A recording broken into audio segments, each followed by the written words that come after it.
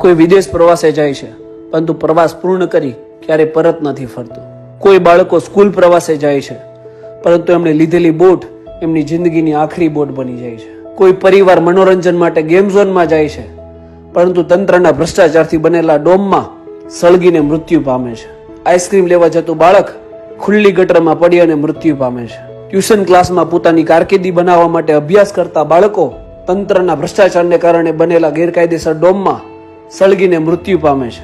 ઝૂલતા પુલમાં પરિવાર સાથે મનોરંજન માટે ગયેલા લોકો પુલ તૂટતા નદીમાં ડૂબી અને મૃત્યુ પામે છે. ક્યારેક બનતી દુર્ઘટનાઓ જ્યારે રોજબરોજ બનવા લાગે ત્યારે એ માત્ર દુર્ઘટના નહીં પરંતુ ભ્રષ્ટાચાર અને ભ્રષ્ટ સિસ્ટમનું પરિણામ છે. સેફટી ચેક અને મેન્ટેનન્સ એ ભ્રષ્ટાચાર કરવાનો એક નવો જરિયો છે. દુર્ઘટનાઓ ભવિષ્યમાં ના બને એની માટે પરિવર્તન કરવાની જગ્યાએ એનું પુનરાવર્તન કરવામાં આવે.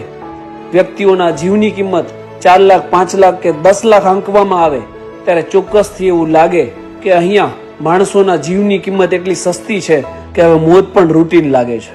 અને આપણે ઇન્સ્ટાગ્રામની રીલ સ્ક્રોલ કરીએ એમ બનેલી દુર્ઘટનાઓ આપણી યાદશક્તિમાંથી સ્ક્રોલ કરી દઈએ છે. હવે તો એવું લાગે છે કે માણસ જીવી રહ્યો છે બસ મોતની રાહ જોઈને.